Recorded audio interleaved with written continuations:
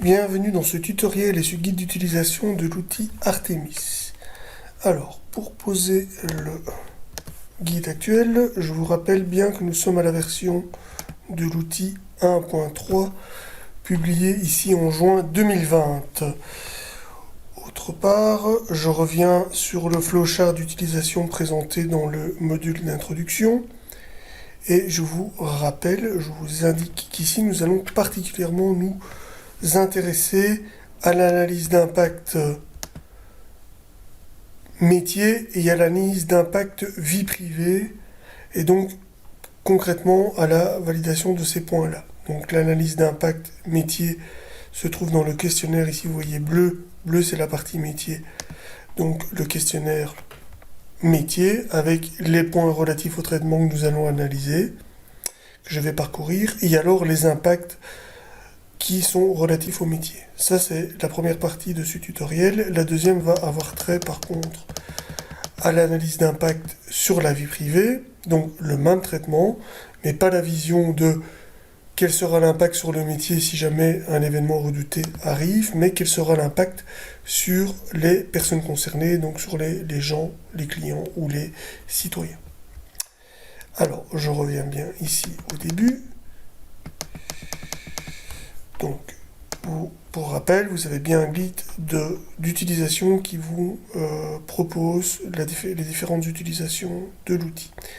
Je reviens donc dans ce premier questionnaire relatif au métier, qui s'appelle questionnaire numéro 1. Donc, point relatif à l'ensemble de l'outil. Ce qui est important de retenir déjà notamment ici, c'est que les zones qu'on doit remplir obligatoirement pour pouvoir réaliser les différentes analyses et obtenir des résultats qui se font de façon automatique sont les zones qui sont en bleu. Vous voyez ici, il y a des zones à sélection multiple qui doivent être proposées. En fait, concrètement, vous cliquez dessus, vous mettez oui ou non, ça fonctionne tout seul. Autre point, évidemment, vous voyez ici en blanc, il y a toute une partie pour les commentaires. Évidemment, c'est des commentaires qui ne sont pas obligatoires, mais qui permettent quand même de documenter votre analyse. Donc, au point de départ, commentaire général du traitement en cours, application, métier, traitement spécifique, donc des informations qu'on doit avoir au préalable. Donc, je vais faire les 8 premières questions, les 8 ou 9 premières questions ici, qui vont vraiment être utilisées dans les différentes macros de l'outil pour faire toutes les analyses. Alors, ces informations, vous devez, si vous avez notamment un registre de traitement, vous devriez les y retrouver. Première question, c'est le type de données qui est traité. Donc, vous voyez, bon, ici, concrètement, il y en a 2 qui sont à oui.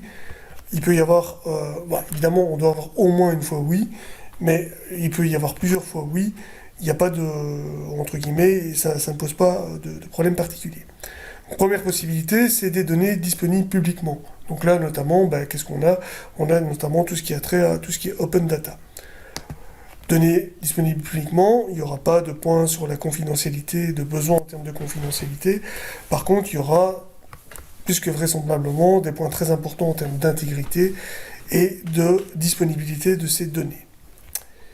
Ensuite, il y a des données non à caractère personnel, donc c'est des données qui ne sont pas des données à caractère personnel, et qui ont, tel qu'indiqué, une forte valeur marchande, ou une forte valeur stratégique, ou une attraction élevée. Donc concrètement, on met oui, non. Soit c'est des données super touchy, super importantes pour le business, là on met oui, sinon on met non. Après, les 2 suivantes, ce sont des données, des points qui ont trait aux données à caractère personnel.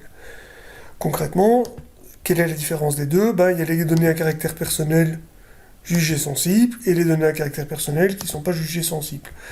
Donc, dans les sensibles, on a tout ce qui est notamment décrit dans le règlement général de protection des données, origine ethnique, opinion politique, philosophique, religieuse, appartenance syndicale, les données de santé, orientation sexuelle, biométrie, et tout ce qui est attrait aux suspicions, poursuites et condamnations pénales. Si vous avez des données à caractère personnel qui ne rentrent pas dans ce cadre-là, là évidemment vous mettez non, je vais mettre non ici, et vous mettez oui pour les données à caractère personnel qui permettent juste d'identifier les gens.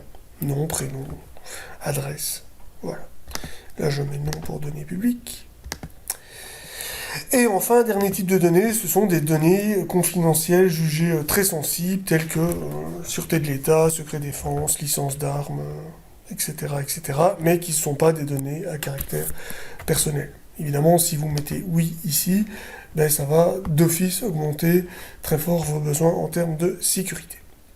Alors, deuxième question, hop, les données et leur accessibilité. Donc ici, de nouveau, il y a plusieurs possibilités. Vous pouvez mettre oui à différents endroits, oui partout, oui nulle part, enfin oui nulle part peut-être pas. Dans les données sont accessibles, bon, notamment, vous avez des accès restreints avec une mesure d'identification et d'identification des utilisateurs, on appelle des usagers, donc citoyens, entreprises ou des personnes externes, des clients.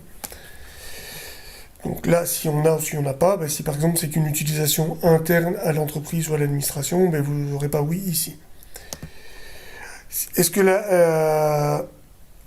l'application est accessible depuis Internet? Donc là, évidemment, vous avez accès public ou pas. Là, oui ou non. Est-ce que c'est une application spécifique installée sur notamment les machines en interne, ce qu'on appelle un back-office métier, qui n'est pas webisé? Enfin, vous avez également les accès, là c'est pas tellement en termes de technologie, mais c'est en termes de tiers ou de fournisseurs de services qui ont des accès en particulier. Donc là, il va y avoir un risque plus élevé en termes de protection des données et donc des besoins de sécurité bien spécifiques. Et enfin, le point où là vous avez un accès via une plateforme sur base de technologie web, qui va couvrir des besoins en termes de sécurité, de nouveau bien spécifiques à tout ce qui est lié au protocole d'utilisation web et aux navigateurs associés. Alors, ici une question qui a trait aux impacts en termes d'engagement de responsabilité juridique, morale ou financière. Donc notamment, je vous donne un exemple tout simple, le cas du RGPD implique directement un engagement en termes d'impact juridique voire financier. Là, il fait écrit autorité publique, mais de n'importe quel organisme privé ou public. Question 4. Les données seront-elles hébergées ou feront-elles l'objet de développement par un fournisseur de services externe? Donc là, c'est tout ce qui a trait à des fournisseurs de services informatiques pour le développement ou pour l'hébergement ou pour les deux. Et voir à communiquer, parce que c'est très important, et à creuser, si ces prestataires, dans le cas échéant où il y en auraient également des prestataires, donc la cascade de sous-traitance. Question 5, ici, les périodes critiques. Donc c'est important de s'attarder sur les périodes critiques, notamment en termes de disponibilité, mais surtout de capacité de charge du système. Donc là, ici, on parle de systèmes qui ne sont pas nécessairement disponibles tout le temps, mais qui à un moment donné peuvent nécessiter une charge importante, parce que tout le monde va se connecter, ou une grande partie des utilisateurs vont potentiellement se connecter à un moment donné. Apparemment, s'il y a une limite d'utilisation en termes de délai, mais potentiellement le dernier jour, il y aura beaucoup de gens. Si ça ne fonctionne pas, ça va être problématique. Alors, question 6. Quelle est la durée maximale inadmissible d'indisponibilité des données? Là, notamment, c'est de se dire, ok, l'application doit être disponible tout le temps, ou est-ce qu'on peut supporter une indisponibilité un certain temps. Alors évidemment, le 24 heures sur 24, 7 jours sur 7, qui est l'application doit être tout le temps disponible, ça correspond à la première possibilité, qui est moins d'un jour. Après, si le fait que l'application puisse être indisponible 1, 2 ou 3 jours et que ça n'a pas un impact métier jugé trop important, ben là on peut mettre de 1 jour à 1 semaine et dernier cas, plus d'une semaine c'est également une possibilité. Donc là vous mettez oui dans la bonne case. Alors, les durées attendues, les plages d'accès souhaitées aux données. Donc là, on va du celle qui est accessible tout le temps, 24 sur 24, 7 jours sur 7, à celle qui est accessible en semaine du lundi au vendredi, ou uniquement en heures de bureau, ou cas spécifiques. Donc par exemple, il y a potentiellement pas mal de systèmes informatiques ou de traitements à usage interne qui ne sont disponibles qu'aux heures de bureau. Voilà, ça c'est une possibilité. Alors, question 8, on est toujours dans l'estimation. Ici, c'est l'estimation du nombre d'utilisateurs qui pourraient être connectés simultanément. Donc, on ne parle pas du nombre total d'utilisateurs éventuels, mais du nombre d'utilisateurs qui pourraient, à un moment donné, être connectés tous en même temps. Donc, c'est aussi important en termes de charge et de capacité informatique du système. Donc là, nous allons de 1 à 100 utilisateurs simultanés à potentiellement plus de 1000. Alors, dernière question qui vont permettre, dans cette partie en tout cas, d'évaluer les besoins en termes de sécurité, c'est les pertes de données tolérables après un incident de sécurité. Donc là, c'est un peu le corollaire de la disponibilité du système, mais c'est ici non seulement le système est pas disponible, c'est plutôt que, ben voilà, on a eu éventuellement un crash et on a perdu la dernière journée de travail ou la dernière semaine de traitement des données des utilisateurs. Donc, de nouveau, cas par cas, soit on ne peut rien perdre, donc là on mettra un jour de traitement maximum, le premier cas de figure, je vais mettre lui à celui-là, ou soit une semaine de traitement maximum ou plus d'une semaine. Donc là, on a de nouveau plusieurs possibilités selon de nouveau le besoin du traitement. On pourrait avoir une semaine de traitement maximum si c'est un traitement interne à l'organisme qui n'aurait pas d'impact notamment aux usagers, voire aux clients, ni financiers, et qui nécessiterait plus de travail interne pour récupérer le backlog, mais rien de catastrophique. Alors qu'un jour de traitement maximum ou pas de perte de données, là on est vraiment dans un besoin de sécurité très important. Alors, dernière question de cette partie, c'est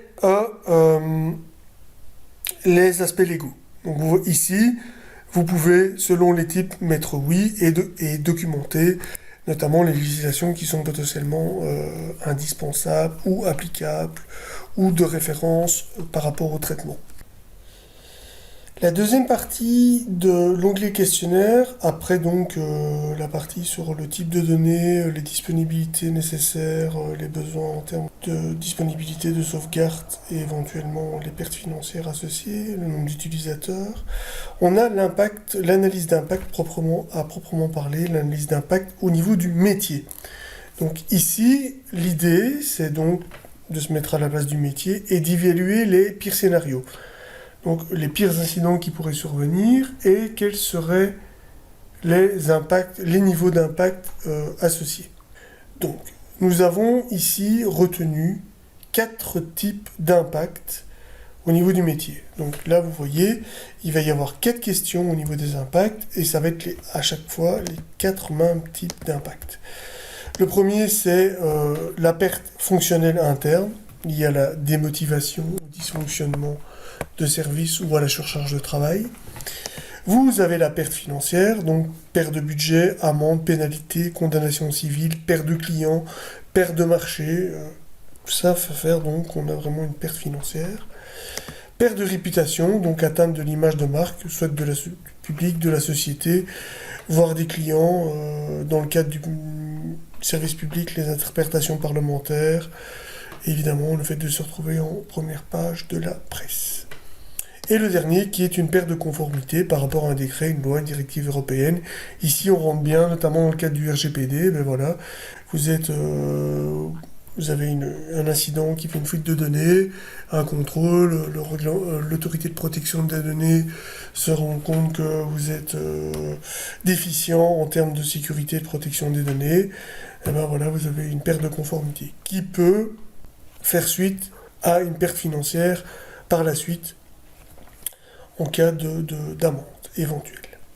Donc là, on est vraiment dans les 4 fois vont être prises ici. Alors, pour vous aider, dans l'outil, vous trouverez plus loin dans les onglets une matrice d'impact qui va reprendre les 4 types d'impact dont je viens de vous parler et des exemples de ce à quoi ça pourrait ressembler, avec différents niveaux d'impact. Donc qui va de mineur, vert tout va bien, à critique, rouge tout va mal, avec des niveaux intermédiaires qui vont de significatif à grave.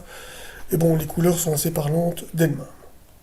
Voilà, ça c'est un guide, vous le lisez, on réfléchit dessus, ça permet de se situer par rapport à ces 4 niveaux d'impact.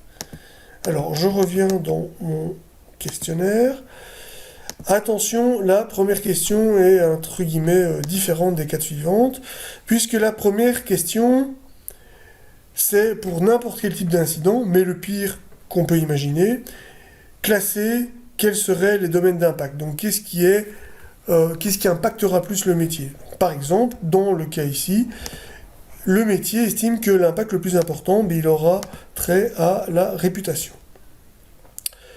Que la conformité aura l'impact le plus bas, et que entre les deux, dans l'ordre d'importance décroissante, la perte fonctionnelle et la perte financière. Alors l'outil vous oblige à classer ces cas-là. Donc si vous mettez autre chose, voilà, en 2 x 3, il va dire « Ah non, je ne suis pas d'accord ». Voilà, là je reviens en interversant, voilà. Hop. Alors, les 3 suivantes, on a plus ou moins les mêmes questions, on a plus ou moins la même méthode de fonctionnement, il y a juste la portée de la question qui va différer. Donc, vous voyez ici, pour la première, on a indisponibilité.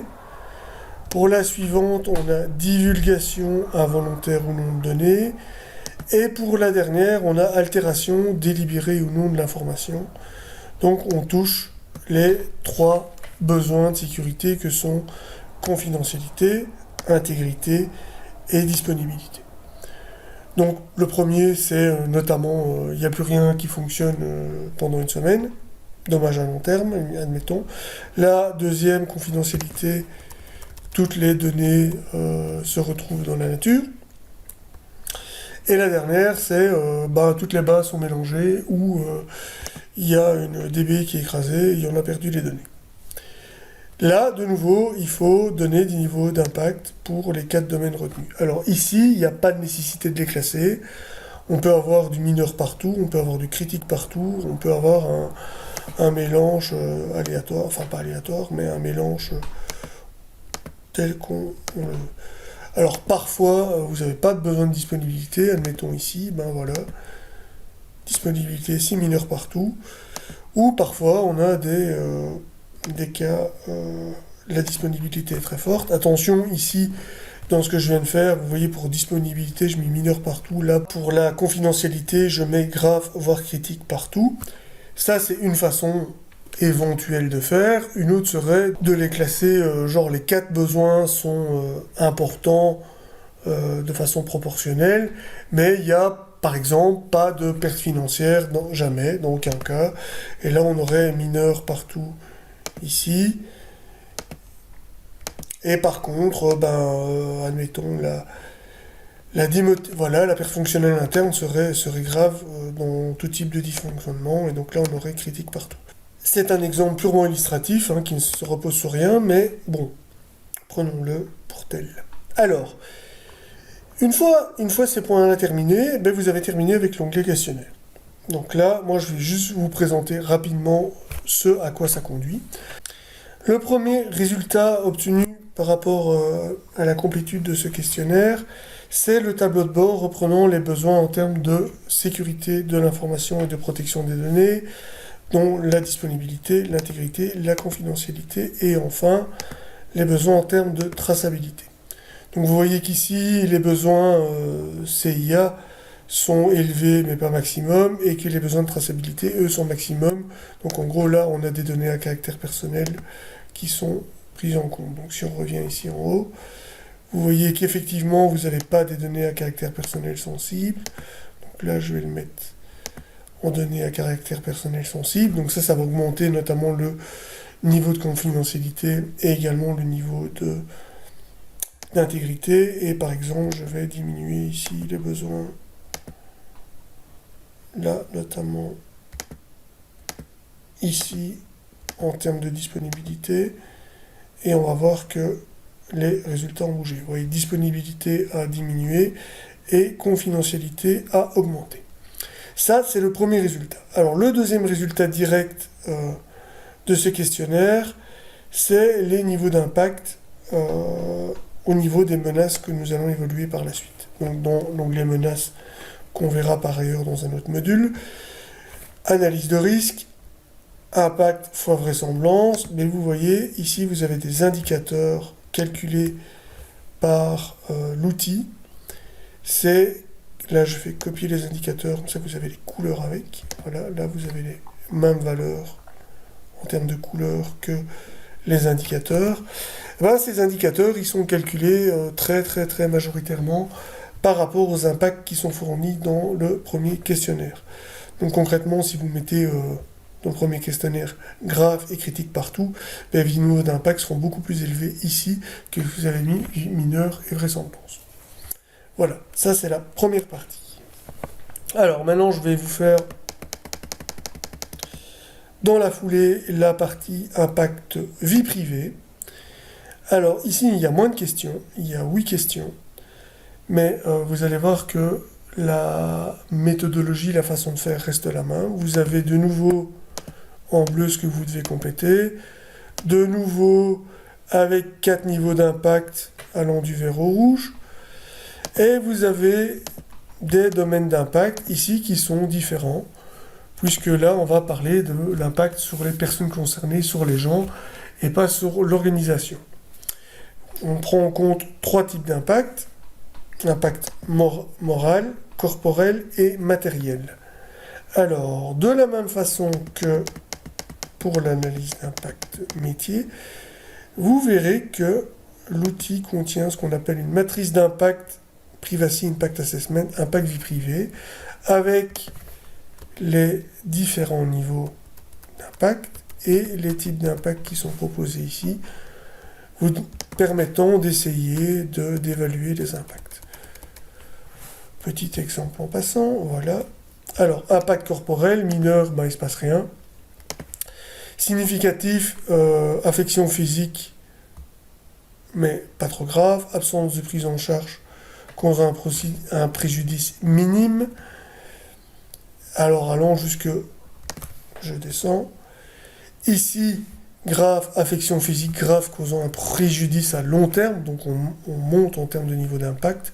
Altération de l'intégrité corporelle suite à une agression, un accident, etc. etc. Et enfin, le dernier, critique, affectation physique de longue durée ou permanente, altération définitive de l'intégrité physique pouvant notamment causer un décès, un suicide ou un accident mortel. Voilà, ça vous donne une idée. Il y a le même pour les 3 types d'impact. Ça permet d'essayer d'évaluer les impacts dans le questionnaire associé. Ici, PIA, DACP. Alors, vous avez 8 questions. Je vais vous le présenter en vous montrant le tableau résultat qui va en découler. Ce sera plus visuel. Donc, quand vous complétez ici, par exemple, là, je vais mettre mineur, mineur, mineur, et là, je vais mettre critique, critique, critique. Alors, je vous montre ça. Le résultat, on va aller directement dans l'onglet cartographie PIA. À la fin, ici, on a la cartographie qui n'est pas encore bonne maintenant. Celle-là, elle est pas valide. On va aller tout en bas. Voilà. Et ici, vous voyez les 8 questions. 1, 2, 3, 4, 5, 6, 7, 8. Et la représentation en termes de couleurs des réponses qui sont données. Donc, vous voyez, j'ai fait 3 fois mineur et 3 fois critique. C'est mis à jour automatiquement. Alors, je vous montre, je reviens dedans. Par exemple, ici, on va partir du principe que c'est un petit sens logique. Au niveau corporel, il n'y a jamais d'impact. Voilà. Hop. Vous voyez, ici, il n'y a pas d'impact au niveau corporel. Alors, les 4 questions, les 4 premières, c'est 4 questions qui ont trait à la confidentialité des données, les 2 suivantes à l'intégrité et les 2 dernières à la disponibilité, voire à la disparition. Alors, quelque part, on pourrait estimer que ça va crescendo sur les 4 questions relatives à la confidentialité, car la première question porte sur la prise de connaissance de données, mais sans exploitation de celle-ci. Donc c'est quelqu'un qui va voir des feuilles avec des informations à caractère personnel qui ne le concernent pas, ou qui va lire sur un écran au-dessus de l'épaule de quelqu'un, mais qui va potentiellement rien en faire. Donc là, à voir quel pourrait être l'impact. Prenons l'exemple que, et c'est éventuellement en interne, avec des données à caractère personnel d'employés, que d'autres employés du même bureau pourraient éventuellement connaître. Deuxième chose, c'est de nouveau une prise de connaissance sans exploitation de celle-ci, mais ici c'est on a accès au stockage, donc au lieu de juste voir au-dessus de l'épaule de quelqu'un, c'est on a accès au fichier qui contient les données à caractère personnel, voire sur une période relativement longue. De nouveau, on peut estimer les impacts corporels, moraux ou matériels de ce type d'incident. Là, ici, on arrive à un niveau potentiellement plus important, où quelqu'un accède aux données, au stockage de celles-ci, et les rediffuse. Et le dernier, c'est l'exploitation. Donc là, non seulement il y a éventuellement une rediffusion, mais il y a une exploitation avec du harcèlement, par exemple, qui pourrait avoir lieu. Attention, l'exploitation n'est pas nécessairement plus critique que la rediffusion, puisque la rediffusion de données, puisqu'on rediffuse à une plus large échelle, les données pourraient arriver en possession de personnes qui, dans un second temps, les exploiteraient pour faire du harcèlement ou pour obtenir des informations supplémentaires ou de l'argent ou autre chose. Ça, c'est les 4 questions qui portent sur la confidentialité des données. Les 2 suivantes ont trait à la modification des données, involontaire ou non, donc accidentelle ou malicieuse. Et comme pour les 2 dernières qui ont trait à la disparition ou l'indisponibilité des données, on fait la différence entre le fait que c'est juste un bug, un dysfonctionnement éventuel d'une exploitation ou d'un blocage de longue durée. Donc là, on a vraiment un ordre d'échelle entre les deux. Donc si je reviens bien ici, je prends les 2 dernières, voilà. De nouveau, on a l'exploitation, diffusion, exploitation et là, dysfonctionnement. Voilà, on descend. Dysfonctionnement et blocage. Vous voyez que ici, on a déjà des exemples qui sont fournis, qui permettent de se faire une idée des différents niveaux à mettre. Voilà. Alors, ça conduit à quoi? Ça va conduire à ce tableau qui peut être présenté notamment en présentation de résultats et au management, qui est facilement compréhensible, sachant que étant partie de l'analyse de l'outil d'analyse de la CNIL en termes d'impact vie privée, il contient, vous voyez ici, 45 menaces. Ça, par contre, c'est difficilement présentable au top management. Mais ici, on a les impacts qui sont calculés de nouveau. Là, c'est un tableau intermédiaire qui n'est pas présenté tel que le tableau de menaces. Donc ici, il y a moins de présentation graphique, puisque c'est un tableau intermédiaire qui va être utilisé pour la cartographie plus loin. Et donc ici, les niveaux d'impact sont calculés par rapport à ce questionnaire précédent, à partir duquel on pourra, si vous cliquez sur le bouton cartographie, calculer par la suite la cartographie PIA. Après cette présentation, voilà, je vais vous résumer rapidement les différentes choses que nous avons vues dans ce module et ce qui sera présent dans les autres tutoriels par la suite. Donc, je reviens, donc ici questionnaire métier, les éléments du traitement en cours d'analyse, le type de données, le type d'utilisateur, les besoins en termes de disponibilité et de sauvegarde, les niveaux d'impact au niveau du métier, qui permettront ici de calculer les impacts au niveau des menaces portant sur le métier, qui seront par la suite utilisés pour calculer la cartographie, et la même type d'analyse d'impact, donc l'analyse d'impact sur la vie privée des gens, qui vont permettre de calculer ici la cartographie sur les menaces portant sur la vie privée. Tout ça avec l'aide de matrice d'impact métier, ici dans matrice d'impact, et matrice d'impact PIA, avec les impacts portant sur la vie privée. Pour terminer, je vous rejoins sur le flowchart au début. Voilà. Donc ici, on a fait la partie impact vie privée et la partie impact sur le métier. Et on a commencé par le questionnaire métier, le contexte métier et les événements redoutés. Dans les prochains modules, les autres modules, nous allons aborder les autres points de cette méthodologie. L'analyse de maturité qui va permettre d'évaluer les vraisemblances, la revue de la cartographie des menaces et enfin les plans d'action et les priorités. Voilà, je vous remercie de m'avoir écouté et à bientôt pour un prochain module.